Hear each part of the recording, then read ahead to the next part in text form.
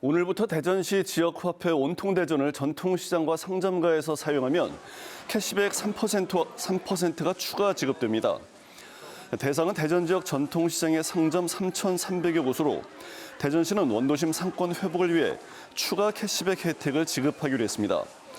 대전시는 지난해 9월 전통시장 상점 2,000여 곳을 대상으로 추가 캐시백 지원을 시작해 넉 달 동안 5억여 원의 추가 캐시백을 지원했습니다.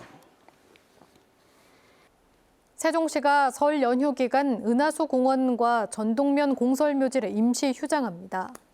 세종시는 보건복지부의 장사시설 특별방역대책에 따라 설 연휴인 오는 29일부터 다음 달 2일까지 은하수 공원 봉안당과 자연장지, 전동면 공설묘지를 임시 휴장하고 설 연휴를 전후해 일주일 동안은 하루 2,400명 한도에서 사전 예약제로 운영하기로 했습니다. 하지만 장례식장과 화장장은 설 당일을 제외하고 정상 운영합니다. 충청남도가 서산공항 예비타당성 조사에 대비해 태스크포스팀을 꾸리기로 했습니다.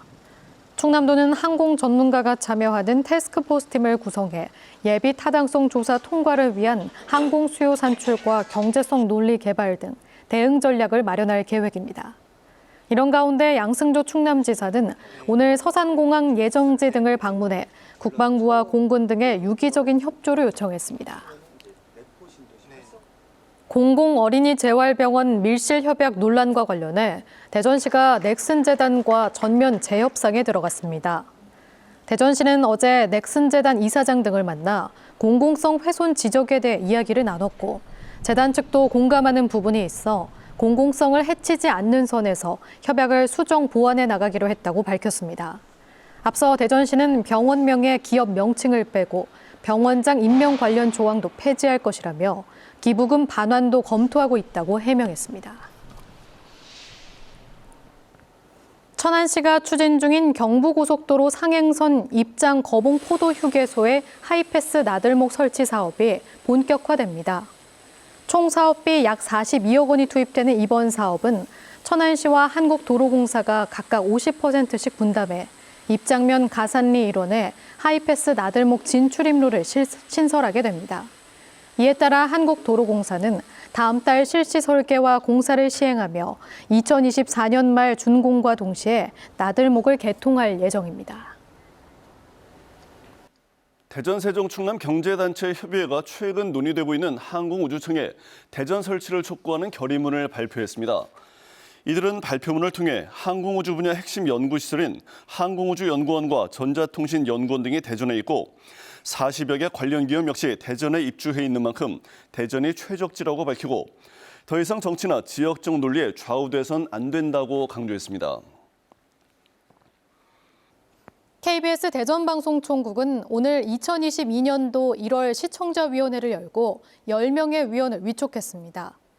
신임위원장으로 선임된 이광섭 한남대학교 총장과 시청자위원들은 일반 시민의 생각과 기준을 바탕으로 KBS에 대한 기대와 성의 있는 비평을 전달하는 통로가 되겠다고 각오를 밝혔습니다. 황대준 KBS 대전방송총국장도 코로나19로 열악한 제작 여건 속에서도 공정한 선거방송과 지역 공영방송의 역할을 충실히 수행하겠다고 밝혔습니다. 대전시와 중소기업중앙회가 지역 소상공인 등 업종단체 대표들과 함께 정책 간담회를 열고 코로나19로 어려움을 겪는 소상공인을 위한 다양한 지원책을 마련하기로 했습니다. 이번 간담회에서는 대전시 협동조합 육성과 지원 계획 수립, 공예품 판로 지원, 공예 클러스터 조성 등 12건의 과제가 건의됐습니다. 또 중소기업 제품의 우선 구매를 늘리는 협약도 맺었습니다. 지역 주류업체인 맥키스 컴퍼니 본사가 대전 서구 오동에 있는 이재우린 생산 공장으로 이전합니다.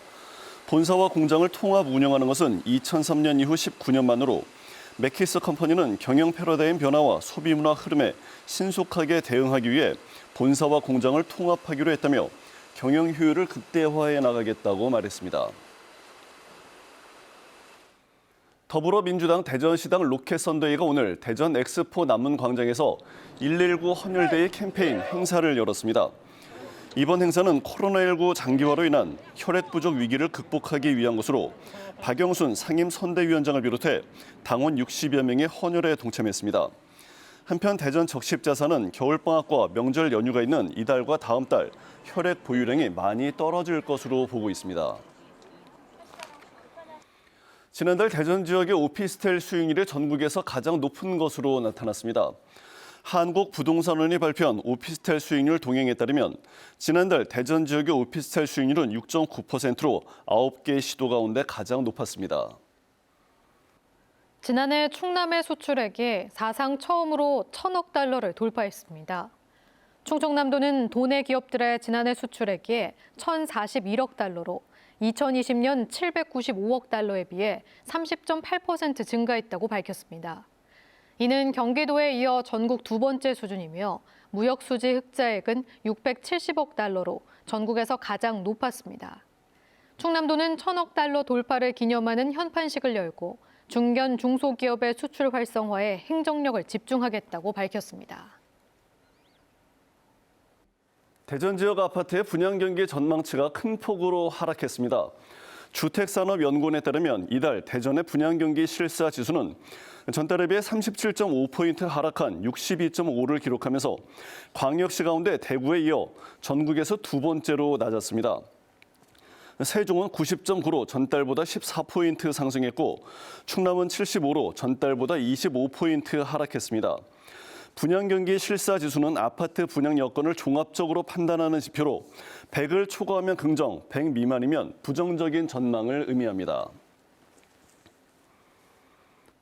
산림청 국립산림과학원은 당분간 건조한 날씨가 지속될 것으로 예보됨에 따라 산불 발생 위험성이 높아질 것으로 보고 통상 2월부터 가동하는 산불 예측 분석센터를 열흘 정도 앞당겨 운영하기로 했습니다. 산불 예측 분석센터는 국가 산불 위험 예보 시스템을 통해 실시간으로 지역별 산불 위험 정보와 대형 산불 징후 정보를 제공하며 산불 발생 정보를 빠르게 수집 분석한 뒤 상황도를 제작해 관계기관에 제공합니다. 지난해 7월 탄소 저감 건설 소재 규제 자유특구에 지정된 충청남도가 현대오일뱅크 등 도내 11개 기업 기관과 협약을 맺고 상품화 실증을 추진합니다. 천안과 공주, 금산, 청양 등 충남 4개 시군의 한파주의보가 계속 내려진 가운데 오늘도 아침까지 추위가 이어지다 낮부터 기온이 풀리겠습니다. 오늘 낮 최고 기온은 대전 7도, 세종 5도, 당진이 3도 등으로 3도에서 7도까지 오르겠습니다. 내일은 흐린 가운데 밤부터 0.1cm 미만의 눈이 날리는 곳이 있겠습니다. 내일 아침 최저 기온은 영하 7도에서 영하 2도, 낮 최고 기온은 4도에서 8도로 예상됩니다.